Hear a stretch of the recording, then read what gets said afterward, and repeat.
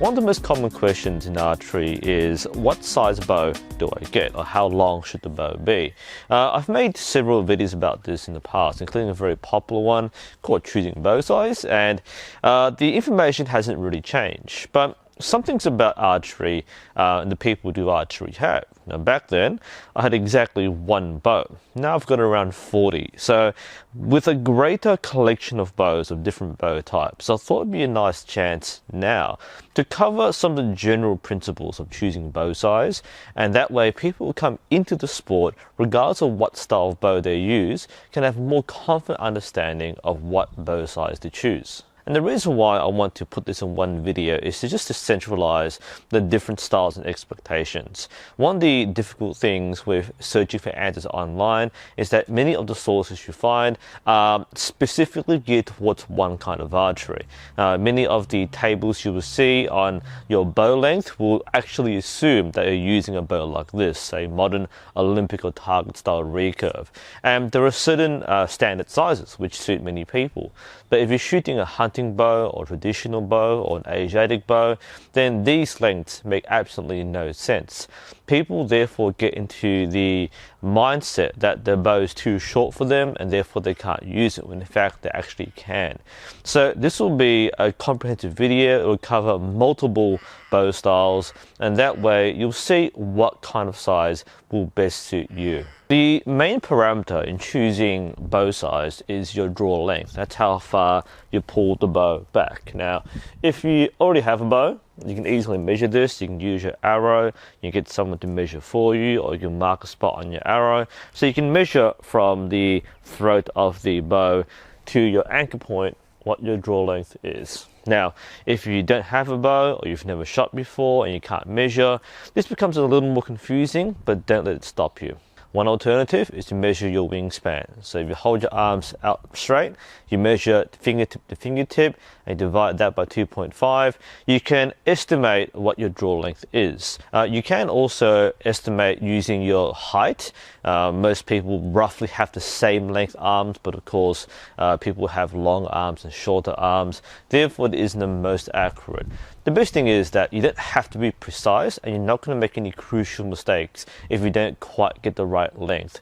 Once you start doing archery, you have a better understanding of what your draw length actually is, and you can make better decisions going forward. But most bows you buy will work for you, so don't feel like you're making a critical error. There are a couple of general concepts which you need to understand when choosing bow size. The first one is, as I mentioned earlier, the size you choose is largely dictated by what kind of bow you get. Not all bows are the same, and not all bows follow the same sizing rules. One of the biggest distinctions is between a target bow, such as this target recurve, and a hunting bow, such as this one over here. Main difference is that a target bow is generally longer, whereas a hunting bow is generally shorter. Now, if you're following some of the charts, you may think this is too small, I should be getting this size. But remember, different purposes.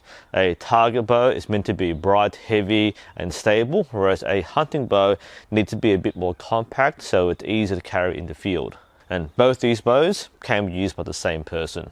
One new thing I want to add in this video is that if you're getting an Asiatic traditional bow, that's a completely different thing. A lot of the composite traditional bows are quite small and compact, some are larger, but the sizing does not follow any of the rules you will find online. So remember that if you are looking at a set of recommendations, or someone recommends a certain length and you can't find it for your bow, you may be looking at a different bow type.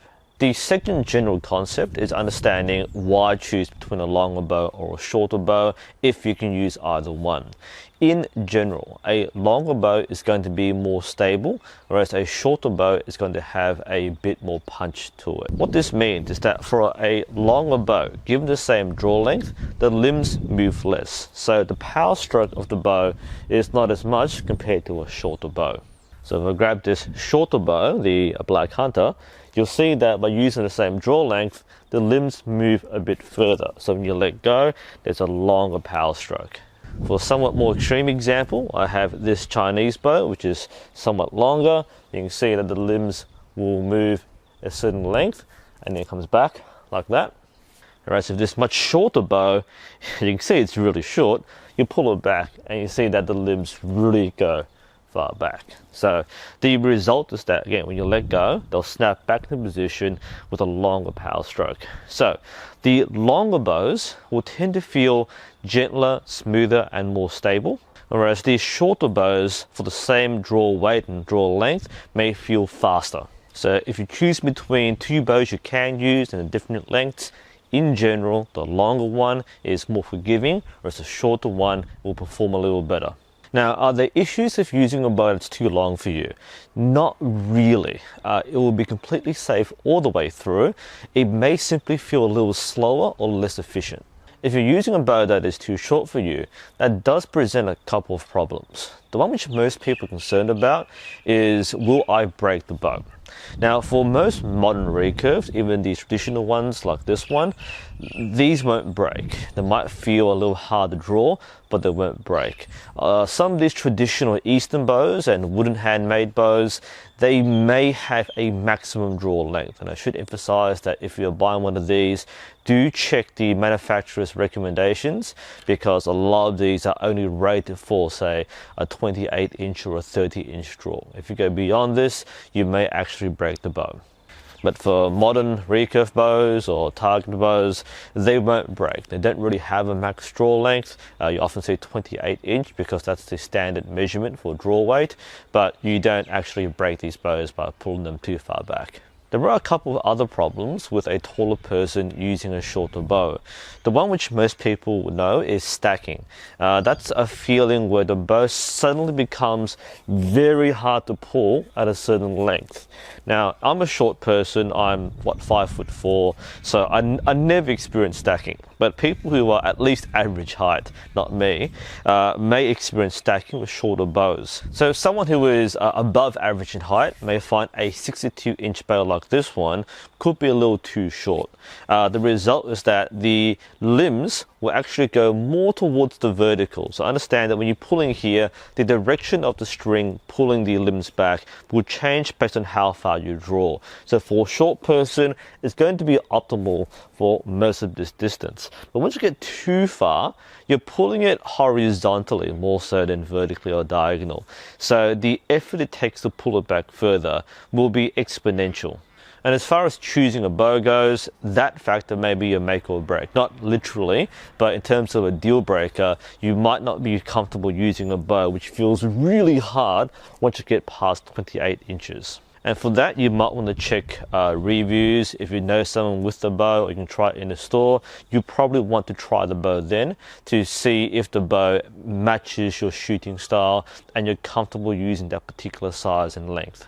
The other thing to consider is something called arrow pinch. That's when you have an arrow on the string, of course, and when you pull it back, a shorter bow has a sharper angle. So if the bow is too short for you, the angle will be too sharp, which means that your fingers will clamp onto the nock, which is quite uncomfortable and can affect your shooting. Hence, what a general recommendation is that if you're a taller person, try to use a longer bow. It's stable, it's easy to control, more forgiving, there's less stacking and more comfortable for your draw length so you don't pinch the nock. With the general concepts out of the way, let's throw some specific numbers and reference points. The first category is the target bow, or the target recurve bow specifically. Now, the most common figure you will see is 68 inches. That's together with the riser and the limbs, the whole bow is 68 inches. The 68-inch bow is assumed to be the standard because it covers most people of average height. Now, I am perhaps a little below average height. Again, I'm 5'4", but 164 centimeters. I can use a 68-inch bow fine. I'm probably more in the 66-inch bow category, but again, you can use a slightly longer or shorter bow with the same performance. You won't really notice it that much unless it's way mismatched. So if you are, say, of average height, 5'7", 5'8", or about 175 to 185 centimeters, then a 68-inch bow is going to be ideal for you. If you are above average, you're a tall person, you might look at a 70-inch bow, and for extreme cases, a 72-inch bow. If you are much smaller, for example, you're a junior shooter, or you're about my size or smaller, then a 66-inch bow is fairly common. For junior shooters, it's not unusual to go even lower than that, though with the combination of limbs and risers, you don't normally go below 66-inch bows for an adult bow.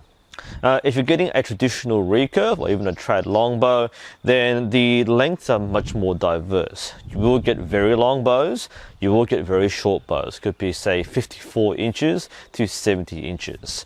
I'd say the midpoint for the average person would be 62. So this is a 62-inch bow. That's, like I said before, much shorter than a sporting or target recurve, but it's fine for most average people. You can get slightly longer ones. For example, this Spider XL is 64 inches. So if you want a slightly longer bow, they're fine. Remember that these aren't too short compared to most people. So unless you're really, really tall and have really long arms, you can shoot a 62-inch bow on average just fine. Lastly, our special category today, the Asiatic bows. This is going to mostly depend on what kind of bow you are getting. Some bows, for example, Manchu bows, are naturally going to be much longer. Don't even talk about Japanese Yumi. Of course, those are gigantic. But then you have some really compact bows. Many of the Turkish bows and Mughal bows may be quite small. The same rules apply. The longer it is, the more stable it is. But you really want to make sure that you know what the maximum draw length is. Again, ideally, and it may not be possible for many people, if you can try before you buy, it's ideal. Otherwise, ask the bow maker or the manufacturer what the maximum draw length is. You'll find many people simply can't draw the bow any further than a certain point because it won't go any further, and that's one of the restricting factors, again, with very tall people shooting shorter traditional bows. So again, same rules. Longer bow is stable, shorter bow tends to be punchier and faster, but you do have to pay attention for the maximum draw length. Now, I didn't mention compounds because I don't have one here right now, and I don't think this counts. So with compounds, same principles apply. The target compounds tend to be much longer, and longer bows are more stable, and that's desirable for target compound. For hunting compounds, they tend to be more compact. So that pretty much covers the general advice I would give to someone who is asking about bow sizes. With some exceptions, most bows are usable by most people. And hopefully this alleviates some of the anxiety you have about buying your bow. Anyway, hope this helps. I'm Ryu Sensei. Thank you all for watching, and hopefully we'll see you next time.